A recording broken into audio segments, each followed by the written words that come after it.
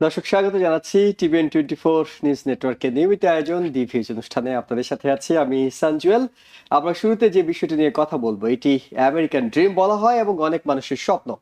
যারা একেবারে নতুন তাদের জন্যই আজকের পর্বটি। বিশেষ করে আপনি কখন থেকে বাড়ি কেনার পরিকল্পনা শুরু করবেন, কখন থেকে অ্যাপ্রুভালটা করিয়ে নেবেন, কখন থেকে মর্টগেজের কথা ভাববেন, লোন নেবেন এবং সবশেষ ক্লোজিংটা কবে নাগাদ হতে পারে, অনেকগুলো ধাপ। এই ধাপগুলো আপনার একজন পেশাদার বিশেষজ্ঞের পরামর্শ নিয়ে যখন আপনি করবেন তখন এটি আপনার জন্য অনেক বেশি সহজ হয়ে যাবে। না হয় এই বিষয়ে দেখা গেল এক একজন এক একভাবে পরিকল্পনা করেন, কখন থেকে পরিকল্পনা শুরু করবেন সেটি অনেকে ঠিক করে নিতে পারেন না। তাই আমরা আজকে স্টুডিওতে আমন্ত্রণ জানিয়েছি একজন পেশাদার রিয়েলটরকে, আসিফে চৌধুরী, যিনি বেটার হোমস রিয়েলটর হিসেবে কাজ করছেন। তার পরামর্শ আজকে আমরা নেব এবং একই সঙ্গে আপনারা যারা এই অনুষ্ঠানটি দেখছেন, অনুষ্ঠানটি সরাসরি সম্প্রচার হচ্ছে টেলিভিশনের স্ক্রিনে একটি নাম্বার আমরা দেখাচ্ছি। এই নাম্বারে আপনি টেলিফোন করতে পারবেন, আপনার কোনো প্রশ্ন থাকলে সেটি জানাতে পারবেন। অনুষ্ঠানটি TVN24 এর ফেসবুক পেজও লাইভ স্ট্রিমিং হচ্ছে, সেখানে গিয়েও আপনার কমেন্টসে যে কোনো প্রশ্ন করতে পারবেন। আমরা আলোচনা যাচ্ছি। আসিফ ভাই, আপনাকে স্বাগত জানাচ্ছি। ধন্যবাদ জুয়েল ভাই, ধন্যবাদ টিভিএন এর ভিউয়ার। আগামীকালকে ঈদ, সবাইকে পবিত্র ঈদ মোবারক জানাচ্ছি এবং যেখানে আছেন সবাই ভালো থাকবেন এবং ঈদকে এনজয় করবেন। শুরুতে যে প্রশ্নটি আপনার কাছে রাখতে চাই সেটি হলো, একজন মানুষ আসলে কবে নাগাদ বাড়ি কেনার জন্য, আমি যদি মনে করি আমি আজকেই বাড়ি কিনবো, নিঃসন্দেহে একটা সময় আছে, অর্থাৎ কিছু কিছু সময় পার হওয়ার পরে তিনি বাড়ি কেনার পরিকল্পনা শুরু করতে পারবেন। সেই সময়গুলো অর্থাৎ কবে নাগাদ তিনি শুরু করতে পারবেন, ক্রেডিট স্কোরের বিষয় আছে, তার লিগ্যাল স্ট্যাটাসের বিষয় আছে কিনা, এই বিষয়গুলো আপনার কাছে একটু জানতে চাই। প্রথমেই বলে নেই, যারা ব্র্যান্ড নিউ ইমিগ্রান্ট হয়ে এসেছেন, তাদের মধ্যে একটা ভাব দেখা যাচ্ছে আর বাড়ি কিনবেন, স্বপ্নের বাড়ি। আর যেহেতু চলে আসছেন দেশ ছেড়ে, এটা নিজস্ব একটা ঠিকানা খুঁজছেন, বাসা ভাড়া নিয়েও সমস্যায় আছেন, তারা চিন্তা ভাবনা করতেছেন। রিসেন্টলি গতকালকে একজন বাংলাদেশ থেকে আসা একজন স্বনামধন্য ব্যক্তিত্ব আমাকে কল দিলেন যে আমি একটা বাড়ি কিনবো, কিভাবে কিনবো। তো এক্স্যাক্টলি আপনি আজকের এই কোয়েশ্চেনটা যদি উনি আমাদের সাথে এই প্রোগ্রাম দেখে থাকেন, বা ওনার জন্য এটা প্রযোজ্য, বা যারা একদম ব্র্যান্ড নিউ আমেরিকান হিসাবে এসেছেন, মনে করেন 3 মাস 6 মাস 1 বছর, স্টুডেন্ট অনেকে আছে, এসেছেন ভিজিট ভিসা থেকে যাওয়ার পরিকল্পনা করছেন নানা লিগ্যাল প্রসেসে, তারা আসলে কবে নাগাদ? তো এখন মনে করেন আগে যে এমপ্লয়মেন্ট ভেরিফিকেশন দিয়ে যেটা মানে লোন করা যেত, সেটা বন্ধ হয়ে গেছে ট্রাম্প অ্যাডমিনিস্ট্রেশন আসার পরে। হয়তো ডোনাল্ড ট্রাম্প চলে যাওয়ার পরে হয়তো সেটা আবার হয়তো চালু হতে পারে। একটু পরিষ্কার করেন, কি বন্ধ হয়ে গেছে? আগে মনে করেন এমপ্লয়মেন্ট অথরাইজেশন দিয়ে যে বাড়ি কেনা যেত, যারা ওই যে ইন্ডিয়ান বা বলেন বা যারা আইটি জবে যারা আসতো, তারা কিন্তু ওই ওয়ার্ক পেপার দিয়েই কিন্তু একটা প্রপার্টি নিতে পারতো। সেটা লোনটাও ওরা পেত। তো সেটা এখন আপাতত বন্ধ রয়েছে, সেটা বন্ধ রয়েছে। বাট অফকোর্স যারা green card holder, US passport holder, তাদের জন্য ওই এটা এখনো অ্যাভেলেবল আছে। বাট একদম ব্র্যান্ড নিউ যারা, তাদের প্রথমে ক্রেডিটটা ঠিক করে নিতে হবে। অ্যাটলিস্ট যারা এসএলএম করেছেন তারা, এসএলএম করলে তো উনি তো একটা প্রক্রিয়ার মধ্যে আছে, তিনিও লোন পাবেন। বাট শুধু ওই যে যেটার এমপ্লয়মেন্ট ভিসা, যারা EB3 কিংবা অন্যান্য ক্যাটাগরিতে আছেন যে কাজের জন্য এসেছেন, তাদের জন্য সেটা বন্ধ রয়েছে, আপাতত বন্ধ রয়েছে, পরিষ্কার বন্ধ রয়েছে। হ্যাঁ, এবং যারা নতুন এসেছেন তাদের বছর খানেক আপনার ওয়েট করা উচিত। কারণ আপনার একটা ক্রেডিট, দুইটা ক্রেডিট আপনার একটা বিলতে হবে। প্রথমে আপনার একটা ক্রেডিট কার্ড নেন, যে কোনো ব্যাংকের হোক বা স্টোরের হোক, একটা ব্যাংকের নেন, একটা স্টোরের হোক, বা একটা গ্যাসের কার্ড নেন, বা 2-3টা কার্ড নিলেন। মেক শিওর যে আপনি সেই যে কার্ডটা ইউজ করবেন সেটা মান্থলি অন টাইমে আপনি পে করছেন। গ্রোসারি বাজার তো আপনি করে থাকেন, সবাই মনে করেন $200, $250, $300 গ্রোসারি বাজার হয়ে থাকে। যদি সেই গ্রোসারি বাজারটা যদি আপনি ক্যাশ টাকা দিয়ে না দিয়ে এই ক্রেডিট কার্ডের মাধ্যমে পে করেন, হয়তো মাসের শেষে দেখা গেলো 1,000 টাকার বিল হয়ে গেছে এবং 1,000 টাকা আপনি পেমেন্ট করে দিলেন। তো সেই যখনই আপনি একটা 12 মাসের একটা পেমেন্ট আপনার দেওয়া হয়ে যাবে, তখন আপনার একটা ক্রেডিট লাইন আপনার অটোমেটিকলি একটা বিল্ড হয়ে যাবে।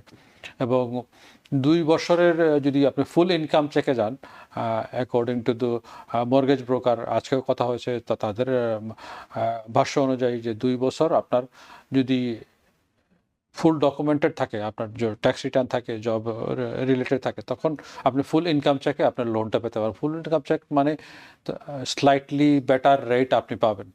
আর যদি নো ইনকাম চেকে যান, স্লাইটলি হায়ার। এবং যারা সেকেন্ড হাউস হিসাবে কিনতে চাচ্ছেন, বা মনে করেন ফার্স্ট হাউস আছে এবং সেকেন্ড হাউস নিতে চাচ্ছেন, তখন সেটা যদি আপনার থাকার জন্য হয়ে থাকে, তো ওইটার জন্য আমরা আজকে একেবারে ফার্স্ট হাউস নিয়ে কথা বলবো, বিশেষ করে যারা যেটি বলছিলেন যে আপনাকে একজন টেলিফোন করেছিলেন গতকালকে, এমন ব্যক্তিদের জন্যই আমরা কথা বলবো যারা প্রথমবারের মতো বাড়ি কেনার পরিকল্পনা করছেন। তারা একটা ক্রেডিট স্কোর বিল্ড করলেন, কতদিনের এই ক্রেডিট স্কোরটা তাদের দেখাতে হবে?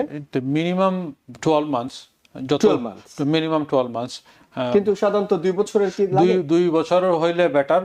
বাট আপনার যখনই আপনার একটা এস্টাবলিশ হয়ে যাবে, একটা ক্রেডিট লাইন হয়ে যাবে, তখন ব্যাংক আপনাকে মর্গেজ দেওয়ার কথা, মনে করেন হয়তো রেটটা একটু স্লাইটলি হায়ার হতে পারে, বাট আপনাকে লোনটা সে দিবে যেহেতু আপনার জব আছে।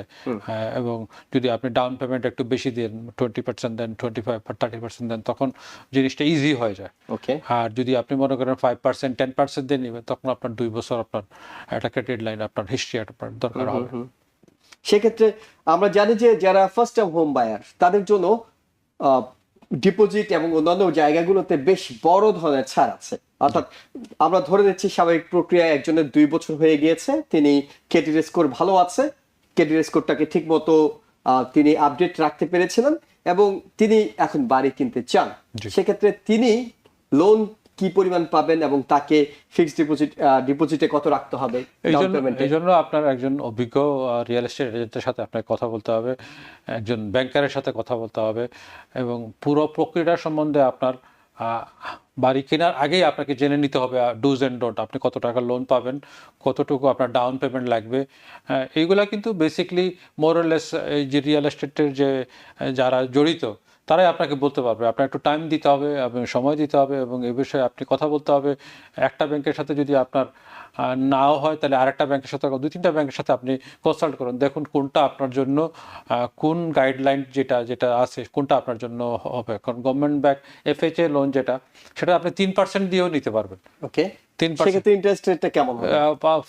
সাধারণত ওইটা কনভেনশনাল ইয়ে থেকে কম হয়ে থাকে, 5.25, বাট ওইখানের মধ্যে আবার অনেকগুলো স্ট্রিং অ্যাটাচ আছে, যেগুলো হয়তো FHA নিলে আপনি সাথে সাথে বাড়িটা বিক্রি করতে পারবেন না, ওটাতে আপনার থাকতে হবে, প্রাইমারি হোম হিসাবে আপনি ইউজ করতে হবে 5-7 বছর।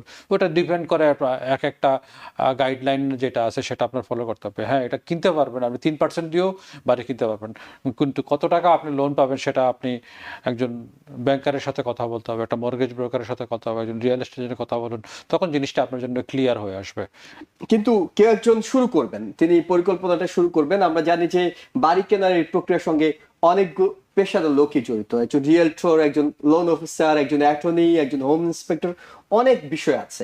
কিন্তু তিনি শুরুটা করবেন কাকে দিয়ে? তিনি কি একজন লোন অফিসারের সঙ্গে ফার্স্টে গিয়ে কথা বলবেন, প্রি অ্যাপ্রুভাল নেবেন, নাকি তিনি একজন রিয়েলটরের সাথে কথা বলবেন? প্রথমে আপনি বিসমিল্লাহ করবেন একজন রিয়েল এস্টেট এজেন্টকে দিয়ে, রিয়েলিটরকে দিয়ে, কারণ তার মাধ্যমেই আপনি সব ডিটেলস সে আপনাকে ইন এন্ড আউট, যে কোন রাস্তায় যাবেন, ডানে যাবেন, বামে যাবেন, কারণ একজন রিয়েল এস্টেট এজেন্টে কিন্তু সবাই জড়িত, কিন্তু 50% কাজ কিন্তু একজন রিয়েল এস্টেট এজেন্ট করে দিত। এই জন্য রিয়েল এস্টেট এজেন্টের কোনো বিকল্প কোনো পথ নাই, কারণ মর্গেজ ব্রোকার সামান্য সেই 2-4 মিনিট আপনাকে কথা বলবে, সময় দিবে, কিন্তু একজন রিয়েল এস্টেট আপনার সাথে কিন্তু 1 মাস, 2 মাস, 3 মাস, 6 মাস, বছরও কাজ করে। সো আপনার ফোন আনসার করবে, আপনাকে গাইড দিবে, যে কোনো ইস্যুতে আপনার দিবে, এবং বাড়ি কেনার পরেও কিন্তু একজন রিয়েল এস্টেট এজেন্টের সাথে সম্পর্ক শেষ হয় না, আর ফলো আপ করে জেনে থাকে। তো একজন real estate agent very important. যদি বাড়ি কেনার ব্যাপারে আপনি অবশ্যই যোগাযোগ করবেন, এবং আপনার বিশ্বাস, আমাদের বাঙালি কমিউনিটিতে অনেক ট্রাস্টেড, অনেক রিলায়েবল রিয়েলিটর এখন অ্যাভেলেবল। আপনি যোগাযোগ করবেন, কথা বলবেন, কোয়েশ্চেন আনসার যেগুলো আছে আপনার জানবেন, এবং সে আপনাকে গাইড দিবে, বলবে ভাই আমাকে বলে দেন আমি কি করবো।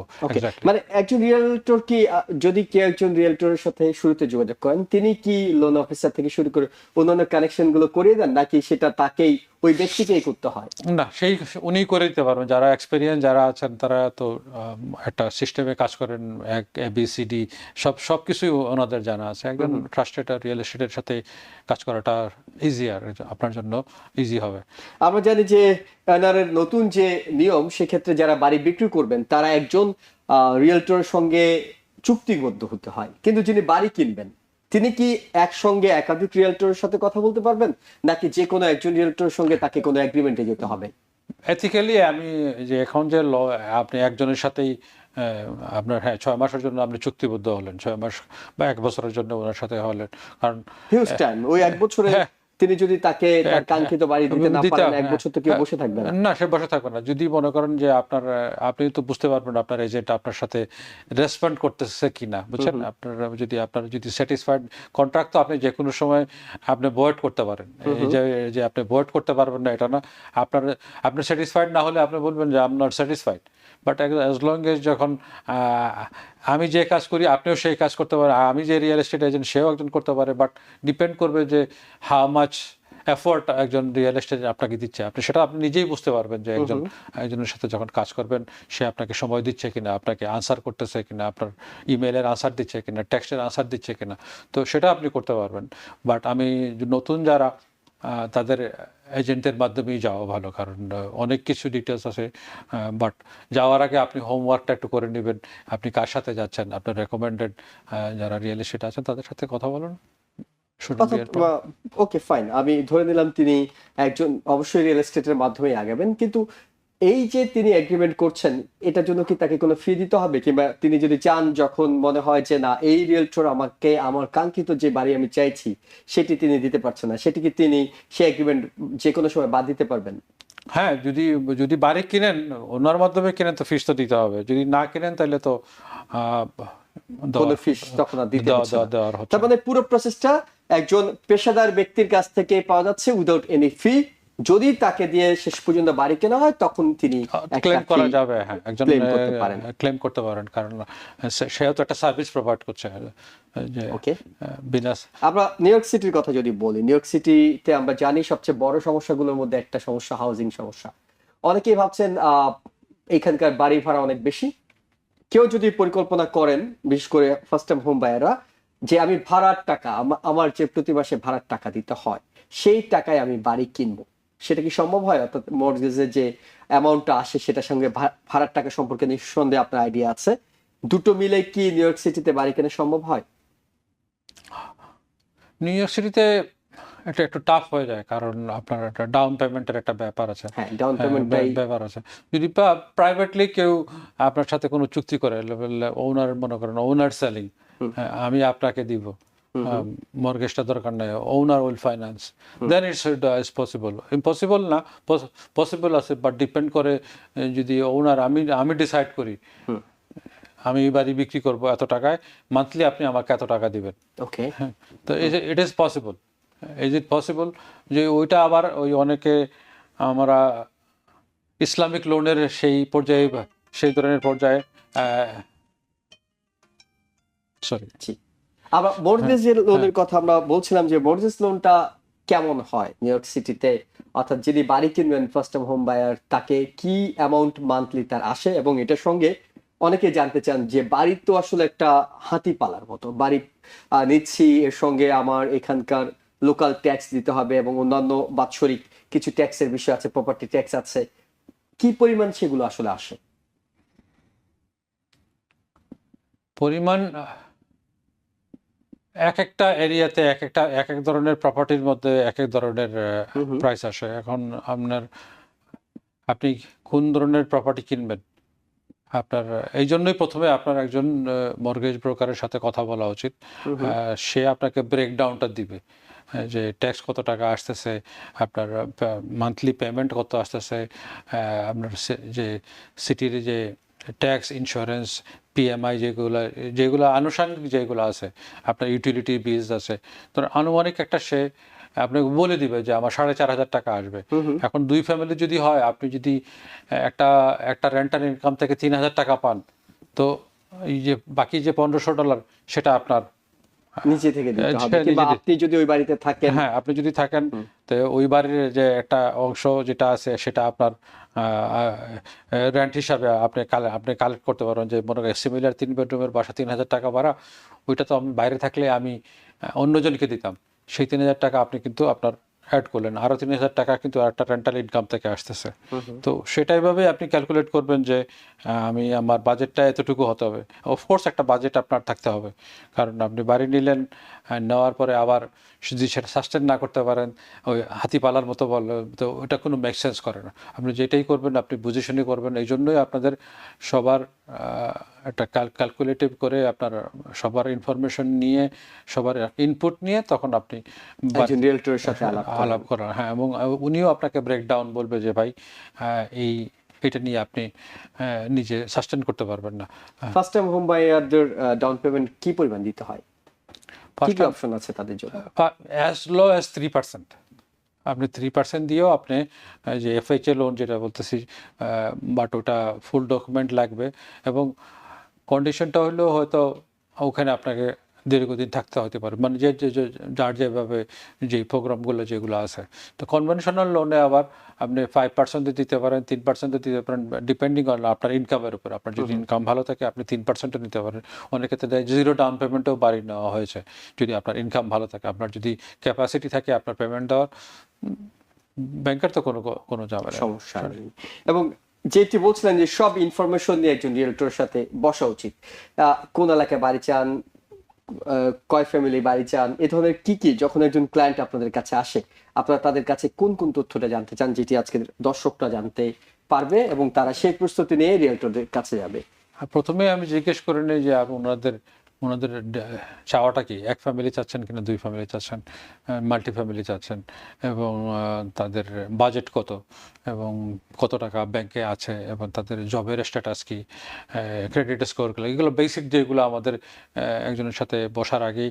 তখন আমরা যদি ওনার সব কিছু ঠিকঠাক থাকে বা নাও থাকে, তখন আমরা বলি যে আপনি অফিসে আসুন, আপনার সাথে ফেস টু ফেস কথা বলি, এবং যে 1-to-1 যে একটা কনভারসেশন, হাফ অ্যান আওয়ার, মানে কি চাচ্ছেন না চাচ্ছেন, কোথায় সুবিধা অসুবিধা আছে, যদি কোনো অসুবিধাও থাকে সেক্ষেত্রে আমরা বলে দিই কিভাবে আপনি এগুলো সলভ করবেন, সলভ করে আবার আসুন। তো আসার পরে আমরা তখন মর্গেজ ব্রোকারের সাথে বা ব্যাংকারের সাথে একটা অ্যাপয়েন্টমেন্ট করিয়ে দিই, এবং উনি তখন যান, মর্গেজ ব্রোকারের সাথে কথা বলেন।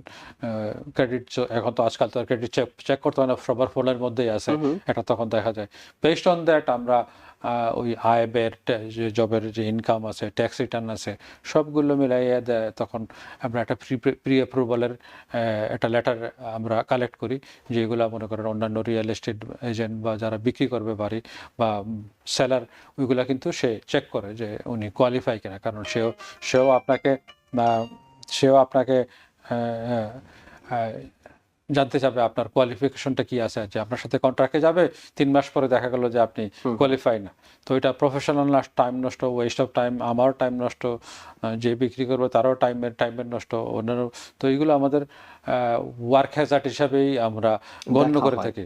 তো ওই জন্য আমরা সবগুলাই হোমওয়ার্ক করেই আমরা যখন অফার দেই, অফারগুলো অ্যাকসেপ্ট হয়, এবং তখন আমাদের কাজগুলো শুরু হয়।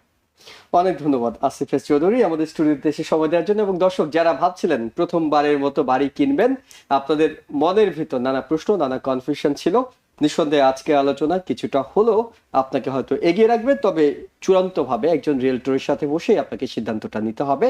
আপনাকে তিনি বেস্ট গাইড দিতে পারবেন যে কিভাবে আপনি আপনার স্বপ্ন পূরণের কাছাকাছি যাবেন। আমরা ছোট্ট একটা বিরতিতে যাচ্ছি, বিরতি থেকে ফিরে আমরা কথা বলবো কিভাবে আমেরিকাতে খুব সহজেই আপনি সরকারি চাকরি পেতে পারেন এবং এই চাকরির জন্য প্রস্তুতি কিভাবে নেবেন সেই বিষয়ে আলোচনা করব। আমাদের সঙ্গে থাকুন। আবারও স্বাগত জানাচ্ছি দিভিজ অনুষ্ঠানে, আপনাদের সাথে আছি আমি সানজুয়েল। যারা আমেরিকা আসেন তাদের অনেকেরই স্বপ্ন থাকে একটা আমেরিকান চাকরি, অর্থাৎ আমেরিকান জীবনের সাথে খাপ খাইয়ে দেওয়ার জন্য, যে চাকরিটি আপনার জীবনকে অনেক বেশি সহজ করে তোলে। এবং এই কারণে অনেকেই ফেডারেল, স্টেট, সিটি পর্যায়ে নানা সরকারি চাকরি খুঁজে থাকেন, কিন্তু তিনি ঠিক জানেন না কোথা থেকে শুরু করবেন, কিভাবে শুরু করবেন, কিংবা এই চাকরি পাওয়াটা কতটা সহজ। সে বিষয়টি নিয়ে আমরা কথা বলবো। আমেরিকায় সহজেই পাবেন সরকারি চাকরি, প্রস্তুতি নেবেন কিভাবে, এই বিষয়টি জানতে আমরা স্টুডিওতে আমন্ত্রণ জানিয়েছি সাকসেস ক্যারিয়ার কনসাল্টিং ফার্মের চেয়ারম্যান এমভি জামানকে। এমভি জামান, আপনাকে স্বাগত জানাচ্ছি। হ্যাঁ, ধন্যবাদ আপনাকে, ধন্যবাদ টিভিএন 24 দর্শক শ্রোতা, এবং ধন্যবাদ জানাচ্ছি টিভিএন 24-কে এত সুন্দর একটা প্রোগ্রাম আয়োজন করার জন্য।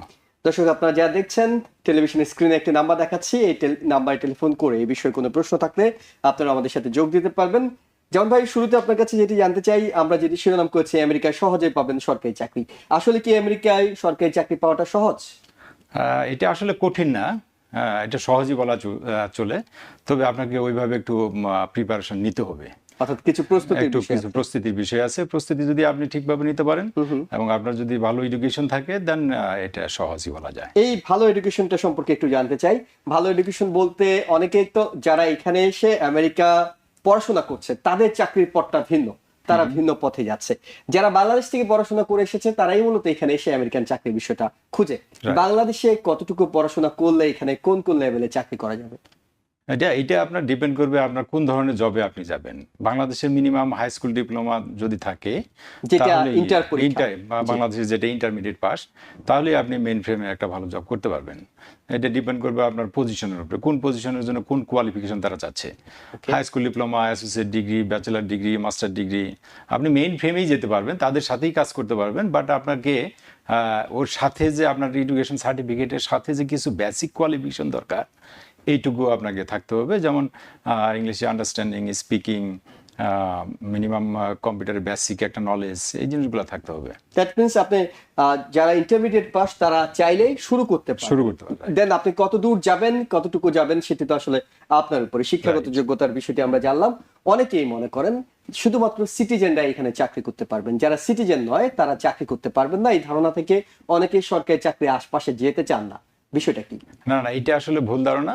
সিটিজেন শুধুমাত্র ফেডারেল গভর্নমেন্ট সেক্টরের জন্যই হলো আপনার সিটিজেন দরকার পড়ে, আর সিটি এবং স্টেট গভর্নমেন্টের জন্য অ্যাকচুয়ালি সিটিজেন দরকার নাই। তবে সিটি এবং স্টেট গভর্নমেন্টের যে ল এনফোর্সমেন্ট পজিশন গুলো আছে, সেগুলোর জন্য আপনার সিটিজেন হতে হয়। এছাড়া বাকি চাকরিগুলো, বাকি যে অ্যাডমিনিস্ট্রেটিভ ক্লারিক্যাল পজিশন গুলো, ম্যানেজারাল পজিশন গুলো, ইঞ্জিনিয়ারিং বা অ্যাকাউন্টিং, বুককিপিং, টিচিং, এগুলো আপনার regular green card, work permit অথবা গ্রিন কার্ড থাকলেই হয়। ওকে, এবং ওয়ার্ক পারমিট থাকলেই হয়। এবং যেটি আপনার কাছে জানতে চাই সেটি হলো, খুব ভালো কথা, অনেক চাকরির সুযোগ আছে, কিন্তু তিনি চাকরিটা কেন করবেন? তিনি হয়তো এখন উবার চালাচ্ছেন, তিনি হয়তো ম্যাকডোনাল্ডসে কাজ করছেন, ডানকিন ডোনাটে কাজ করছেন, অন্য কোনো প্রফেশনে কাজ করছেন, সেই প্রফেশনে ভালো ইনকাম করছেন তিনি। সেই ভালো ইনকাম করা লোকটি কেন ভাববেন যে তার একটা আমেরিকান চাকরি লাগবে? এখন এই দেখতে হবে, আপনাকে ক্যালকুলেশন করতে হবে। যদি কেউ উবারে কাজ করে থাকে, সে উবারে আপনার ট্যাক্সিতে সাপোজ ডেলি তাদের 12 ঘন্টা কাজ করতে হচ্ছে। ওকে, আর আপনি যদি একটা জবে যান, আপনাকে কাজ করতে হবে 7.5 আওয়ার আর 8 আওয়ার্স। এবং যদি আপনি ওভারটাইম করতে চান, দেন আপনি ওভারটাইম করতে পারেন, না আদারওয়াইজ আপনার ওভারটাইম দরকার নেই। তো এখানেই তো আপনার ডেলি 4 আওয়ার্স করে এক্সট্রা কাজ করতেছেন। হ্যাঁ, এটা একটা জিনিস। তারপরে আছে সেকেন্ড থিংস আছে, আপনার গভর্নমেন্ট সেক্টরের জবগুলোতে অনেক বেনিফিট আছে। আপনার লাইফের একটা ফ্লেক্সিবিলিটি আছে, ভ্যাকেশন আছে, সিক লিভ আছে, পার্সোনাল লিভ আছে, রিটায়ারমেন্ট আছে, হেলথ বেনিফিট আছে। এটাও অনেক ধরনের বেনিফিট আছে। এক কথায় বলা চলে যে আপনার গভর্নমেন্ট সেক্টরের জব একটা ড্রিম জব। ওকে, কোন কোন জায়গায় চাকরি করার সুযোগ আছে? অর্থাৎ কেউ একজন হয়তো ফিলোসফি থেকে পড়াশোনা করে এসেছেন, কেউ হয়তো বাংলা পড়াশোনা করেছেন, কেউ ইংরেজি লিটারেচারে পড়াশোনা করেছেন, কেউ ল পড়েছেন, কেউ কম্পিউটার সায়েন্স পড়েছেন। এক একজন এক একটা বিষয় ভিত্তিক পড়াশোনা বাংলাদেশ থেকে করে এসেছেন। তিনি এইখানে চাকরি করার সময় কি তার ওই ফিল্ডেই তাকে ঢুকতে হবে, নাকি যে কোনো জব তার করার সুযোগ আছে? না, ওইরকম কোনো বাইন্ডিংস নাই যে তাকে ওই ফিল্ডেই যেতে হবে। হ্যাঁ, তার জন্য ওই ফিল্ড একটা প্রায়োরিটি থাকবে। আবার যে জেনারেল ক্যাটাগরি যে পজিশন গুলো আছে, যেখানে আপনার সবাই অ্যাপ্লাই করতে পারে বা সবাই করতে পারে, যেমন অ্যাডমিনিস্ট্রেটিভ, ম্যানেজারাল পজিশন গুলো, ক্লারিক্যাল পজিশন গুলো, অন্যান্য যে পজিশন গুলো আছে, জেনারেল ক্যাটাগরি থেকে যেতে পারে তারা। এবং যখনই কোনো কাজ, সেটি আপনি হোক, আমি হই, কিংবা অন্য যিনি হন না কেন, কোনো কাজে যোগ দিতে চান, সবার আগে তার মাথায় একটা প্রশ্ন থাকে, সেটা হলো স্যালারি কত। অর্থাৎ এই কাজটি করতে গেলে আমরা অন এভারেজ, আমি জানি যে বিষয়ভিত্তিক এক একটা জবে এক এক ধরনের স্যালারি হতে পারে, কিন্তু অন এভারেজ আমরা একটু জানতে চাই সিটি, ফেডারেল, স্টেট, এইসব লেভেলে স্যালারি বাৎসরিক কত হয়ে থাকে? এটা ডিপেন্ড করবে আসলে আপনি কোন লেভেলের পজিশনটাতে গেছেন। আপনি যদি হাই স্কুল ডিপ্লোমার একটা পজিশনে যান, then maybe it will starting salary 40 to 45, 50, and associate ডিগ্রির একটা রেঞ্জ আছে, দেন ব্যাচেলার ডিগ্রি লেভেলে যে পজিশন জবগুলো এখন, এটা স্টার্টিং স্যালারি 55, 60, 65, এবং সর্বোচ্চ কত দূর 55 to 65, এবং সর্বোচ্চ মোর দেন 100,000। more than 100,000 আর ইন দিস টাইম তো আপনি যদি দুই একটা প্রমোশন পেয়ে যান, তাহলে তো 1.5। প্রমোশন পাওয়া কত সোজা? প্রমোশন পাওয়া এটা কঠিনও না, আচ্ছা, আপনাকে ওইরকম অ্যাক্টিভ থাকতে হবে, আপনার জবের যে আপনার রেসপন্সিবিলিটি গুলো আছে সেগুলো ভালো করে পালন করতে হবে, এবং আপনার পাশাপাশি যে প্রমোশন এক্সামগুলো আসে সেই এক্সামগুলোতে ভালো করতে হবে। তো এক্সামগুলো ভালো করলে বা আপনার জব রেসপন্সিবিলিটি আপনি স্মুথলি নিতে পারেন, then you will get the promoted. অনেকগুলো প্রশ্নের উত্তর আমরা দিলাম যে এই চাকরিটা পাওয়া যায়, এই চাকরিটা করলে কি সুবিধা, কিন্তু সবাই হয়তো জানতে চাইবেন যে সবই তো বলছেন, শুরুটা করব কিভাবে, অর্থাৎ কোত্থেকে আবেদনটা করব, কোথায় গেলে চাকরিটা পাবো, খোঁজটা পাবো কিভাবে, কিভাবে প্রস্তুতিটা নেব? এখন এই সিটি জবের জন্য যে আপনার সিটির ওয়েবসাইটটা আছে DCAS, ওখানে যে ওপেনিং গুলো থাকে ওখানে গেলে হবে। আর স্টেট জবগুলোর জন্য new York state civil service exam আছে, এগুলোতে গেলে হবে। আর এমনি কিছু কিছু ডিপার্টমেন্ট ওয়াইজ যে তাদের ওয়েবসাইটগুলো আছে, ওই ওয়েবসাইটে গিয়ে তাদেরকে লুক আপ করতে হবে। কি ধরনের পরীক্ষা হয় সেখানে? সেখানে আপনার থাকতে পারে, যদি অনলাইন এক্সাম থাকে তো অনলাইনে দিতে হবে, আর যদি ইন পার্সন এক্সাম থাকে তো ইন পার্সন সেন্টারে গিয়ে তাদেরকে দিতে হবে। এটা ডিপেন্ড করবে আপনার পজিশন, কি ধরনের পজিশন। আর কিছু কমন টপিকস তো আছে এক্সামের, সেই কমন টপিকস গুলো একটু ভালো করে পড়লেই আমার মনে হয় যে পাস করতে পারবে। কি কি ধরনের পড়াশোনা করতে হয়? এটা যে আমরা যে বাংলাদেশে ইংলিশ কম্প্রিহেনশন গুলো করে আসছি, প্যাসেজ রিয়ারেঞ্জিং করে আসছি, গ্রামাটিক্যাল কারেকশন করে আসছি, বেসিক ম্যাথ গুলো, আর অন্যান্য কিছু ট্রিকি কোশ্চেন থাকে, আর কিছু ম্যাপ রিডিং থাকে, এগুলোর মধ্যেই আসলে কোশ্চেন গুলো। আমরা জানি যে আপনার সাকসেস ক্যারিয়ার কনসাল্টিং ফার্ম দীর্ঘ কয়েক বছর ধরেই বাংলাদেশি কমিউনিটির অনেকে আপনাদের এই ফার্মের হাত ধরে সিটি, স্টেট, ফেডারেলে চাকরি পেয়েছে, তারা সুনামের সঙ্গে চাকরি করেও যাচ্ছে। এই সাকসেস ক্যারিয়ার কনসাল্টিং ফার্মে মাধ্যমে কিভাবে আপনারা আসলে সহযোগিতাটা করে থাকেন? এটা আসলে সাকসেস ক্যারিয়ার কনসাল্টিং ফার্ম, এটা মূলত আপনার একটা ক্যান্ডিডেট যখন আসে তখন তার এডুকেশন ব্যাকগ্রাউন্ডটা দেখা হয় এবং তার ওয়ার্ক এক্সপিরিয়েন্সগুলো দেখা হয়। এই ডিপেন্ড করে এডুকেশন এবং ওয়ার্ক এক্সপিরিয়েন্সের উপরে বেস করে জবগুলো লুক আপ করা হয়, কোথায় কোথায় তার জন্য জব আছে। Then submit the application. After that যে একটা প্রিপারেশন আছে তার, যেমন written exam, face to face exam, face to ফেসে তার সেট আপ গেট আপটা কেমন হবে, ওই রিটেন এক্সাম এবং ফেস টু ফেস এক্সামের জন্য এভরি স্যাটারডে সানডে আমাদের ক্লাস আছে। তার মানে আপনাদের এখানে ভর্তি হতে হয়? Yes.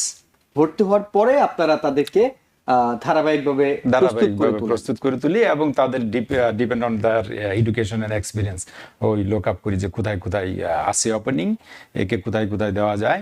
Then submit the application, and after that তাকে কি পড়তে হবে ওইভাবে আমরা গাইড করি আর কি। এবং আমরা জানি যে একটা চাকরির জন্য সবার আগে আমেরিকাতে যেটি গুরুত্বপূর্ণ সেটা হলো ভালো একটা রিজিউমে তৈরি করা। সেই রিজিউমে তৈরি করার ক্ষেত্রে কি আপনারা সহযোগিতা করে থাকেন? হ্যাঁ, একটা প্রফেশনাল রিজিউমি এবং কভার লেটার, ওভারঅল আপনার ফুল প্যাকেজই বলা চলে। একটা ছেলে বা একটা মেয়ের জব পেতে আপনার কি ধরনের প্রিপারেশন দরকার, সাকসেস ক্যারিয়ার কনসাল্টিং ফার্ম এই সার্ভিসটুকু দিয়ে থাকে। ওকে, এখন পর্যন্ত কতজন চাকরি পেয়েছে আপনাদের মাধ্যমে? অলমোস্ট 1000। এই মানে 1000? অলমোস্ট 1000 এই 8-9 বছরে। 8-9 বছরে, অর্থাৎ এবং দিস ইয়ারই পাইছে আপনার গত জুন থেকে এই মে পর্যন্ত আমরা 46 পিপল জব পেয়েছি। অনেক অনেক বেশি মানুষ হয়তো আপনাদের এখানে মাধ্যমে আমেরিকান চাকরিগুলোতে প্রবেশ করার সুযোগ পাচ্ছে।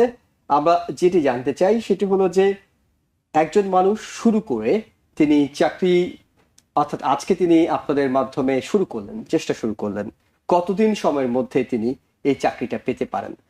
এটা আসলে ডিপেন্ড করবে, ওপেনিং থাকতে হবে নাম্বার 1।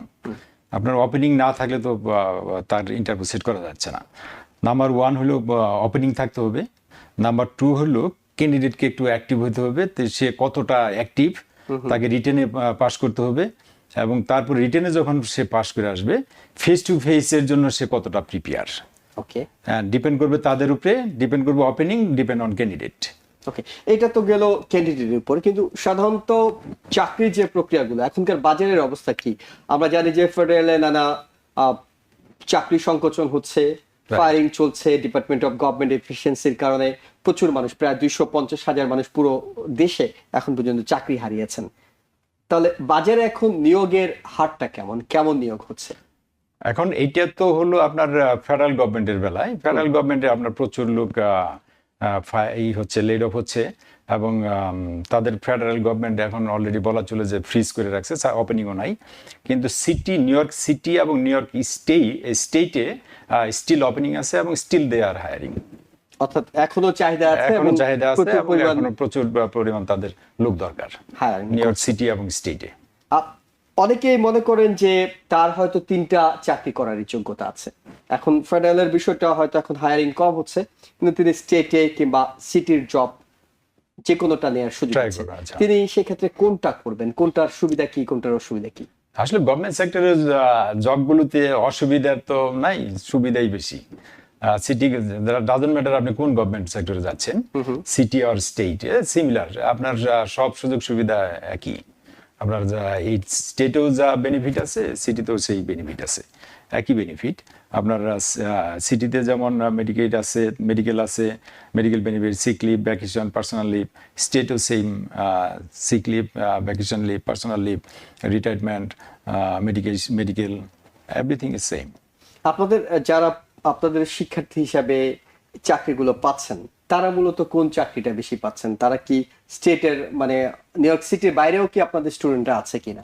হ্যাঁ, নিউ ইয়র্ক সিটির বাইরেও অনেক স্টুডেন্ট আছে, তারা অন্যান্য স্টেট থেকে আমার এখানে তারা জয়েন করতেছে। এবং এই অন্যান্য স্টেট থেকে, যেমন গত 3 মাস আগে ক্যালিফোর্নিয়া থেকে একটা মেয়ে জয়েন করছিল, এর আগে সে 7 মাস অথবা 8 মাস ক্লাস করার পরে সে এখন জব পাইছে গত 3 মাস আগে, অ্যাকাউন্টেন্ট হিসেবে ক্যালিফোর্নিয়া জয়েন করছে। মানে হলো যে আপনার এখানে আপনি বলছিলেন শনিবার রোববার ক্লাসের কথা, তার মানে কি অনলাইনেও কেউ চাইলে ক্লাস করতে পারবে? হ্যাঁ, আমার 2টা অপশনই আছে এট এ টাইম।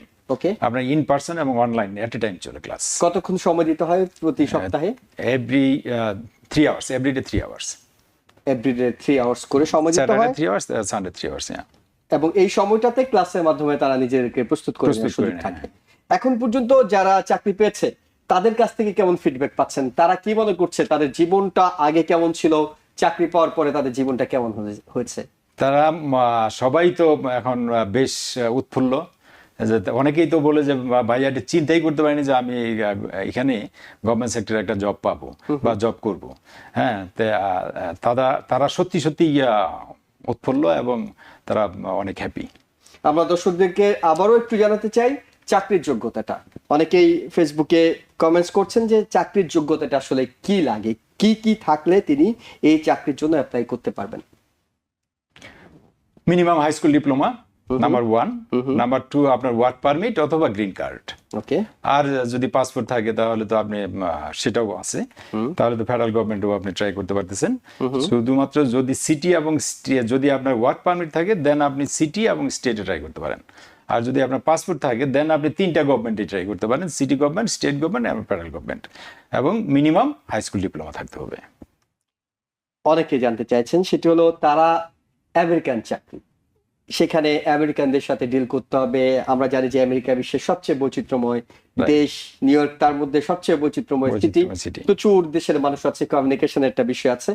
আপনার 1000 শিক্ষার্থী আপনি বললেন 10 বছরে তারা হয়তো এই চাকরিগুলো করছে, তাদের অভিজ্ঞতা থেকে, আপনার অভিজ্ঞতা থেকে জানতে চাই, অনেকেই এই আত্মবিশ্বাসটা পান না যে আমি গিয়ে কাজটি করতে পারবো কিনা। তিনি হয়তো হাই স্কুল ডিপ্লোমা তার আছে, তার হয়তো এডুকেশন ব্যাচেলর করা আছে, কিন্তু তিনি এই আত্মবিশ্বাসটাই পাচ্ছেন না তিনি চাকরিটা করতে পারবেন। আপনার কাছে কি মনে হয় যে যারা বাংলাদেশ থেকে আসে তাদের সাইকোলজিক্যালি, তাদের কোয়ালিটি সবকিছু বিবেচনা তারা চাকরিটা করার জন্য উপযুক্ত? আমি তো মনে করি তারা 100% উপযুক্ত, কারণ আমাদের বাংলাদেশি ছেলেমেয়েরা যথেষ্ট স্মার্ট। হ্যাঁ, তারা এখানে এসে শুধুমাত্র নিজেদেরকে একটু প্রিপেয়ার করে নিতে হবে যে এইখানকার জব মার্কেটটা কেমন, এই জব মার্কেটগুলোতে হইতে হলে আমাকে নিজেকে কিভাবে প্রিপেয়ার করতে হবে, এই জিনিসগুলো যদি তাদের মাথায় থাকে তাহলেই এটা সম্ভব। তারা মেইন ফ্রেমে গিয়ে তাদের সাথে এখানকার যারা আছে এদের সাথে জব করতে পারবে। এটা আমি আমার সাকসেস কেরিয়ার কনসাল্টিং ফার্মের এই গত 8, 9, 10 বছরের এক্সপিরিয়েন্সে আমি এ পর্যন্ত যারা জব পেয়েছে সবাই সাকসেসফুলি ওভারকাম করছে এবং অনেকে প্রমোটেড হয়ে গেছে। অর্থাৎ কাউকে চাকরি ছেড়ে আসতে হচ্ছে না, কাউকে চাকরি ছেড়ে আসতে হয়নি, চাকরি ছেড়ে আসতে হচ্ছে না। আমরা বিভিন্ন আইটি প্রতিষ্ঠানের যে ট্রেনিং সেন্টার গুলো আছে সেগুলোর ক্ষেত্রে অনেক সময় জানি যে চাকরি হওয়ার পরও তারা সহযোগিতা করে থাকে, অর্থাৎ তারা ট্রেনিং দিয়েছে, তারা রিজিউমে তৈরি করেছে, তারা ইন্টারভিউর জন্য প্রস্তুত করেছে এবং পরবর্তীতে চাকরি হয়েছে। কিন্তু হয়ে যাওয়ার পর সেই চাকরিটাতে নানা কমপ্লেক্সিটি, নানা কিছু ধরে রাখার জন্য বিশেষজ্ঞ পরামর্শ তারা দিয়ে থাকেন। আপনার এই সাকসেস ক্যারিয়ার কনসাল্টিং ফার্ম থেকে যারা চাকরিতে ঢুকার পর কি তাদের জন্য কোনো সহায়তা, কোনো সার্ভিস আছে কিনা? হ্যাঁ, যখন আপনার সাকসেস ক্যারিয়ার কনসাল্টিং ফার্মে আপনি ইনরোল হইলেন বা অ্যাড হইলেন, that means you are member on the success career consulting firm আজীবন। এখন আপনার কমপ্লিসিটি যদি ওখানে ক্রিয়েট হয়, আপনাকে গাইড করা হবে কিভাবে ওখান থেকে বের হবেন আপনি, বা কিভাবে ওখান থেকে ওভারকাম করবেন। এইটা সাকসেস ক্যারিয়ার কনসাল্টিং ফার্ম সবসময় গাইড করে। জি, একেবারে এই শেষ মুহূর্তে আছি আমরা। দর্শক যারা দেখছেন, যারা এখনো সরকারি চাকরি করার কথা ভাবেননি, তথ্যের অভাবে, আগ্রহের অভাবে, অনেক কিছুর কারণে তারা হয়তো জানেন না এই সুযোগটি তাদের জন্য আছে, তাদেরকে আপনি কিভাবে উৎসাহিত করবেন, কিংবা কেন তারা সরকারি চাকরিতে যাবে, এই বিষয়টি নিয়ে যদি কোনো কিছু বলতে চান? হ্যাঁ, আমার কথা হলো এরকম যে আপনার যদি এডুকেশন থাকে, আপনার যদি গ্রিন কার্ড অথবা পাসপোর্ট অথবা আপনার যদি ওয়ার্ক পারমিট থাকে, তাহলে আর দেরি না করে আপনারা ট্রাই করেন। দেখবেন যে আপনারা মেইন ফ্রেমে বা গভর্নমেন্ট সেক্টরে ভালো একটা জব নিতে পারবেন। আর যদি একান্তই নিজেরা না পান, সেই ক্ষেত্রে যদি আপনাদের হেল্প লাগে, সেই ক্ষেত্রে আপনার সাকসেস ক্যারিয়ার কনসাল্টিং ফার্মের সাথে যোগাযোগ করতে পারেন। আমাদের নাম্বার হলো 7185302605। তাহলে সাকসেস ক্যারিয়ার কনসাল্টিং ফার্ম আপনাকে যত দূর সম্ভব হেল্প করবে এবং আপনাকে ওইভাবে একটা জবের জন্য ট্রাই করবে। অনেক ধন্যবাদ এমডি জামান। দুটো ধন্যবাদ, একটা হলো যে 1000 বাংলাদেশি কমিউনিটির মানুষ আপনারা এই প্রতিষ্ঠানের হাত ধরে সিটি, ফেডারেল, স্টেটে জব করছে, এবং দ্বিতীয় ধন্যবাদটি আমাদের স্টুডিওতে এসে আমাদের দর্শকদেরকে অনুপ্রাণিত করার জন্য, তথ্য দিয়ে সহযোগিতা করার জন্য। দর্শক যারা দেখছিলেন সবাইকে আবারও ধন্যবাদ জানিয়ে শেষ করছি আজকের মতো। আগামীকাল সন্ধ্যা 7টায় আবারও দি ভিউজ প্রোগ্রাম দেখার আমন্ত্রণ জানিয়ে শেষ করছি। ভালো থাকবেন। TBN 24 টেলিভিশন দেখতে আজই কল করুন 7187776556। লগ ইন করুন www.totalcablebd.com। নিউ ইয়র্ক থেকে সম্প্রচারিত TBN 24 টেলিভিশন বিশ্বজুড়ে বাঙালির কণ্ঠস্বর।